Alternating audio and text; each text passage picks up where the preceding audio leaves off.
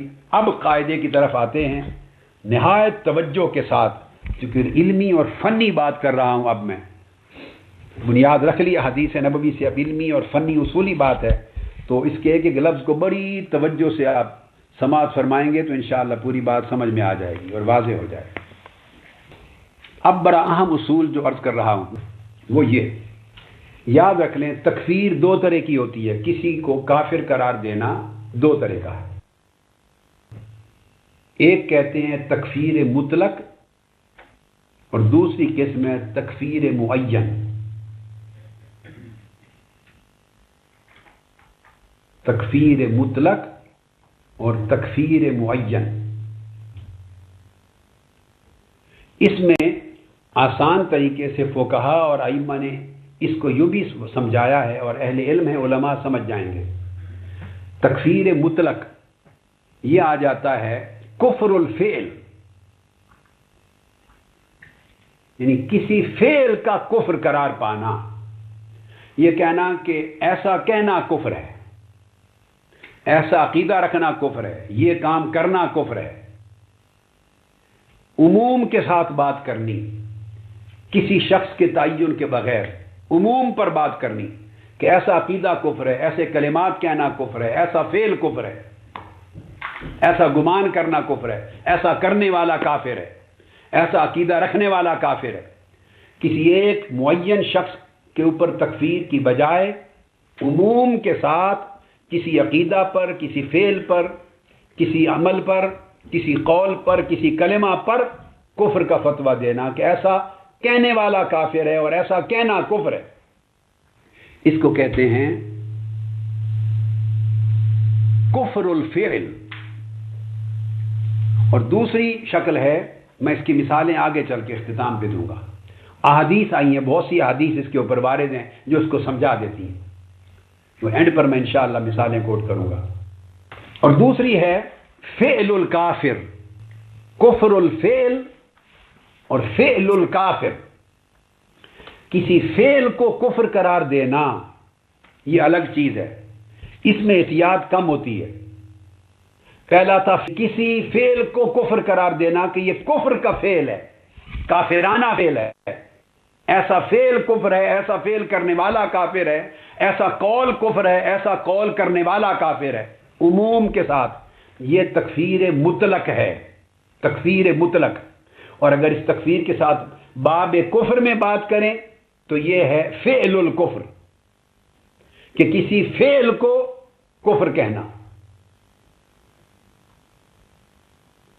اب دوسری طرف ہے تکفیر معین، کہ عموم کے ساتھ نہیں، کسی ایک شخص کا نام لے کر اس کے کسی قول، کسی فعل، کسی عقیدہ، کسی کلمہ کی وجہ سے خاص ایک شخص کو کہہ دینا کہ یہ کافر ہو گیا، تکفیر کر دی ایک شخص کی، اس کو کہتے ہیں تکفیر معین۔ تکفیر معین اور تکفیر معین یہ بن جاتا ہے کفر الفاعل یا کفر القائل، جس نے وہ قول کہا وہ کافر ہے، اس کا نام لے کر جس نے یہ فعل کیا وہ کافر ہے۔ یہ جو پہلا لفظ میں نے آپ کو عرض کیا، اس کی بھی مثالیں حدیث پاک میں ہیں۔ مثلا آقا علیہ الصلوۃ والسلام نے فرمایا جو شخص میت پر ویلا کرے، روئے پیٹے، وہ کفر ہے۔ حضور علیہ السلام نے فرمایا جو شخص اپنا نسب تبدیل کرے، یہ حدیث پاک ہے، پہلی صحیح بخاری حدیث نمبر 3850۔ آقا علیہ السلام نے فرمایا لیس من رجل ادعا الی غیر ابیہ وهو یعلمہ الا کافر، جو شخص اپنے نسب کو بدلے، باپ اس کا کوئی اور ہے اور وہ کوئی اور باپ بتا دے، جانتے ہوئے نسب کو بدلے، فرمایا اس نے کفر کیا۔ تو نسب کا بدلنا جانتے ہوئے، اس کو آقا علیہ السلام نے کفر کہا، آپ اور میں نہیں کہہ رہے۔ اب یہ حدیث ہے، یہ بھی صحیح بخاری کی حدیث ہے، حدیث نمبر 3508۔ اس کو کہتے ہیں کہ اس نے کفر کا فعل کیا، مگر ایسا کرنے والا تخصیصاً معیناً شرعاً کافر نہیں کہلائے گا، کہ اس کو کہیں کہ حکماً کافر ہو گیا اور ملت اسلامیہ سے خارج ہو گیا یا مرتد ہو گیا۔ اس کو معین، اس شخص کو کافر کا فتویٰ اس پر نہیں ہوگا۔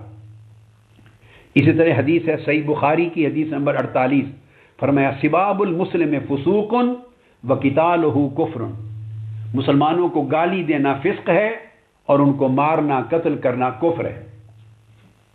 اب کسی مسلمان کو قتل کرنے کو آقا علیہ السلام نے یہاں کفر کہا، جبکہ شرعی طور پر قرآن و سنت کی روح سے قاتل شرعن کافر نہیں ہوتا، فاسق ہوتا ہے، اس کی سزا ہے۔ اس پر آگے چل کے میں اینڈ پر بیان کروں گا، ہماری کتب عقیدہ میں باقاعدہ مثالیں آئی ہیں، ہماری کتابوں میں۔ یہ اس کو کہتے ہیں کہ یہ فعل کفر ہے اور اس کو کافرانہ فعل بھی کہتے ہیں، مگر اس فعل کا فاعل شرعن کافر نہیں ہوتا۔ کہا جاتا ہے کہ اس نے کافروں جیسا فعل کیا، من ترک الصلاۃ متعمدا فقد کافر، جس نے جان بوجھ کر تعمد کے ساتھ نماز ترک کر دی وہ کافر ہو گیا۔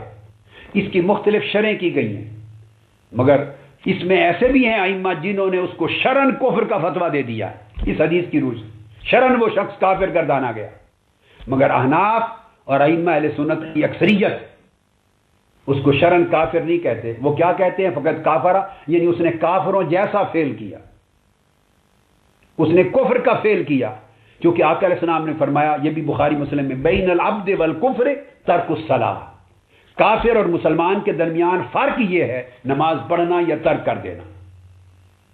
تو کہیں گے کہ نماز کا تارک گویا اس نے کافرانہ فعل کیا، کفر جیسا فعل کیا۔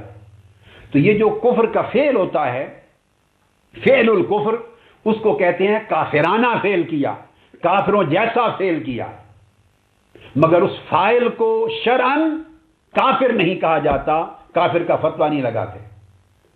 کیوں؟ اس پر پھر فقہاء نے یہ بھی تصریح کی کہ یہ ساری چیزیں جو ان افعال و اعمال کو کفر کہا، یہ کفر اصغر کہلاتے ہیں، اور کسی کو کافر کہنا فاعل کو وہ تب ہوتا ہے جب کفر اکبر کا ارتکاب ہو۔ یہ پھر اس کی تقسیم کی آگے، اس پر بحث آئے گی، میں آپ کو علامہ ابن القیم نے بڑی شاندار بحث کی ہے، وہ میں اس کے حوالے سے آپ کو پوری بحث دوں گا، کفر اصغر اور کفر اکبر کا۔ اور یہ جو میں نے آپ کو سمجھایا، یہ فرق آتا ہے تکفیر مطلق اور تکفیر معین۔ اب ہم بات کر رہے ہیں تکفیر مطلق اور تکفیر معین میں کفر اصغر کی نہیں، اب میں آگے چل کے بتاؤں، اس میں صرف کفر اکبر کی بات کر رہا ہوں، وہ کفر جس سے بندہ کافر ہو جاتا ہے، خارج از اسلام ہوتا ہے، یا مرتد ہو جاتا ہے، یا اگر گستاخی کی اللہ کی، رسول کی، قرآن کی، دین کی تو واجب القتل ہوتا ہے، ملت اسلامیہ سے نکل جاتا ہے۔ کفر اکبر کی بات کر رہا ہوں ان قواعد میں، اب میں اس میں کفر اصغر کی بات نہیں کر رہا، یعنی فعل کفر کی بات نہیں کر رہا، اس کفر اکبر کی بات کر رہا ہوں ان شرعی قواعد میں، کہ کسی کو کافر قرار دینا گستاخی رسول کی بنا پر، اللہ کی گستاخی پر، قرآن کی گستاخی پر، دین کی گستاخی پر، جس سے وہ ملت سے خارج ہو جائے، واجب القتل ہو، خارج از اسلام ہو جائے، تو اس کا حکم کیا ہے؟ یہ بحث آتی ہے تکفیر مطلق اور تکفیر معین۔ یہ عقیدہ رکھنا کہ گستاخ رسول کافر ہے، اس کو تکفیر مطلق کہتے ہیں، یہ ایک الگ بات ہے، اس میں کوئی احتیاط کی ضرورت نہیں ہے، ایک بنیادی اصولی عقیدہ ہے کہ گستاخی رسول کفر ہے اور گستاخی رسول کافر واجب القتل ہے، یہ تکفیر مطلق کہلاتی ہے۔ اللہ کا گستاخ، قرآن کا گستاخ، دین کا گستاخ، استخفاف کرنے والا، استحقار کرنے والا، سب و شتم کرنے والا، رسول پاک صلی اللہ علیہ وسلم کی بارگاہ اقدس میں استخفاف کرنے والا، استحقار کرنے والا جو شخص ہے وہ کافر ہے، یہ تکفیر مطلق ہے۔ کیونکہ اصول کی بات ہے، اس میں شروط اور موانع زیادہ نہیں ہیں، صرف اتنی شرط ہے کہ اس عقیدے پر حکم ہو دین کا کہ ہاں ایسا کہنے والا کافر ہے یا ایسا کہنا کفر ہے، حکم دین کا موجود ہو، بس اتنی شرط کافی ہے، مزید نہیں ہے۔ جب تکفیر معین پہ آتے ہیں کہ ایک شخص کو کہتے ہیں کہ یہ کافر ہو گیا، مرتد ہو گیا، خارج از اسلام اور واجب القتل ہوا، یہ قصہ تکفیر مطلق کا نہیں، یہ تکفیر معین کا ہے۔